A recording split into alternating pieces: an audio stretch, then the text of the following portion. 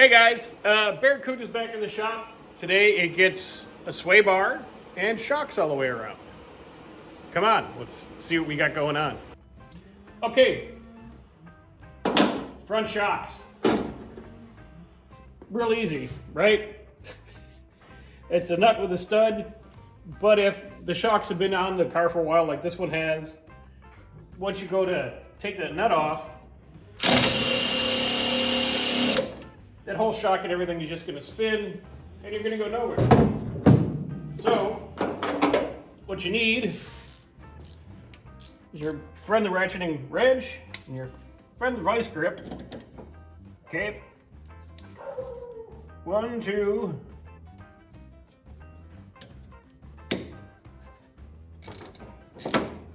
And away you go. And then it unbolts real easy. New shocks come with new hardware, but save this stuff just in case. And do the other side, and we'll go up underneath. And that's just a simple bolt. Okay, and the shocks that we've chosen to put in Smaug, there's some Gabriels. Now, why Gabriels? Well, they were inexpensive, basically, kind of the cheapest. And what you want is you want a gas charge shock. And what that means, these little cords, you want it to where when you take this little strap off, they expand to full length. So they're positively charged. So that's going to give you a little bit better handling versus just an oil-filled shock. And if you're going to go for something really fancy, like a KYB or something that's 3 times as much, not a whole lot of difference, especially for what we're going to use this car for. So these were the best bet. These are fronts, these are rears. Got them all new. Let's go throw them in. And the bottom bolt to the front shock, it's a 5/8 bolt. It's just a bolt and a nut, a real simple deal. Just go ahead and we sprayed this up, so we should be able to just zip that right off. Not a problem.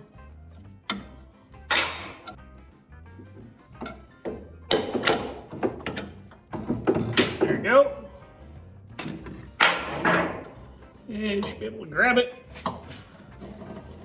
pull it down, wiggle it out of there. And yeah, you can see it's shot. There's no resistance here. And there you go. All right, now, part of the sway bar install is you have these little brackets, all right? Now the brackets for the sway bar, the end link, because the bar, you can see it's half installed, they're gonna go through the bolt hole that holds the shock on, all right? Kind of like so, because you can't really go that way. And then that's gonna be your bracket for the end link on the sway bar. So let's get the shocks in and get these bolted up so we can do our sway bar. Okay, we have our new front shock installed. We had to put the little cord back on it to compress it so it would fit up in the hole real nice. Once we bolt the top of the shock on, we'll just cut the wire and it'll be fine. You can see we have our lower sway bar end link mount on the control arm. The bolt is through it. Turns out it does point down like this. That's the only way it'll really work without the sway bar kind of hitting the upper control arm. So this makes the most sense. And then we just got to tighten them down. For the top of the shock, bushing your big flat washer, you roll the nut on, tighten it down, and you're done. Front shocks are done. Let's go on to the rear. Okay, the rear is even more simple than the front. There's a nut on a stud down here, and there's a nut on a stud up here. You can take the 2 nuts off and you slide the shock out. Half the reason this car was so wobbly to drive is, as you can see, these are some old school air shocks. They're blown out. Even with a new air kit, they didn't hold any air. So these definitely got to go. And this will make a big difference in the handling of this little A-body. All right, and then just like that, rear shock's installed. Both sides. And this should help a ton with the handling on this car. And then here's the junk pile of the old parts. You can see just old rusty crap. This is why your A-body does not handle well. All right, now that we have the front shocks are done and the mounts are in place, we can go ahead and finish installing our front sway bar. Now, the way these attach, there's holes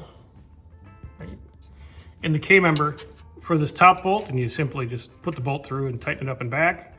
This leaves you with the bottom, and what are you gonna do there? Well, here's your answer. Now, they supply you with these brackets, and then what you're supposed to do is take that bracket and line it up so you can see the bolt hole through, all the way through. All right. You install your bolt, which we'll do here in a second. Hang on. Okay, like so. All right, so we got our upper mount, lower mount. Then you tighten these down, and then you come underneath here and you drill yourself, come on, fingers and hands, a new hole here, and you bolt that through the K-member, and that's your lower mount. So let me go ahead and get this all tightened up and drilled, and I'll show you what it looks like. Okay, just to show everybody what a piece of trash, this sway bar is. These are all the instructions that they give you. There's clearly where it tells you to mount it to the frame and drill the hole and da-da-da-da-da-da-da-da. The very bad pictures, and they have the sway bar that's bolted to the frame. Okay, comes down, and the sway bar link goes up to the bracket on the control arm that goes through the shock bolt. Okay, let me show you in reality what's going on here. Okay, this is properly installed per their instructions. Okay, mount it to the frame with the bracket, and you drill a hole in the bottom. It's even side to side, all that kind of stuff. All right, here's, let's see if you can tell. This is how far off this thing is. This is the sway bar link going through the sway bar. This is the bracket. I can get 2 fingers in there. A better perspective, maybe like that. I mean, what are these people thinking? This sway bar is a complete piece of trash. For this to work like designed, this bracket is going to have to be much longer and in a different position. This is going to have to come off here, go out. I mean, up and down is not a big deal. Okay, we'll give them that. If it's right there. But this hole is 3 inches off, and it's not even the right angle. So there's no way I can put this on wrong. All right.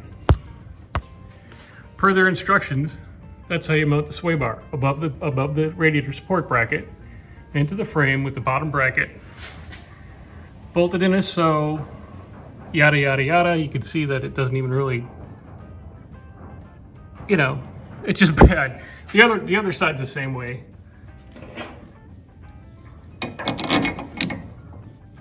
I mean, you can't even you can't even bend the bolt enough to get it to go in the hole. All right, that's how bad and what a piece of trash this sway bar is. All right. So, unfortunately, this is where I'm going to have to end this video till I can get a hold of these clowns on Monday and see if they're actually going to do anything about this. It's the right part number. It says it clearly on the website, which I'll put the pictures here. All right. Yes, it was only a couple $100, but it should be close to fitting. Right? Why do I have to engineer my own brackets? I could have went to the junkyard and got any sway bar and done this myself for $30.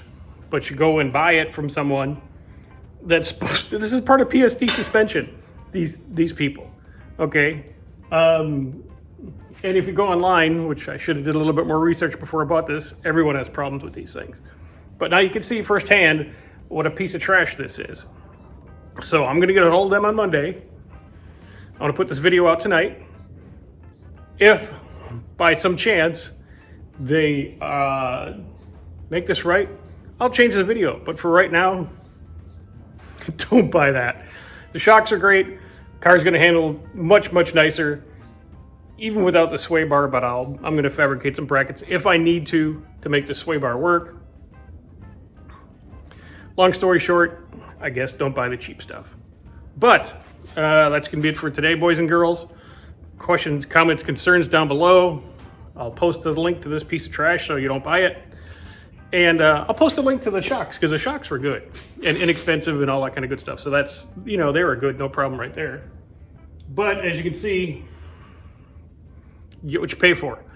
All right, guys, we'll try this again. Thanks.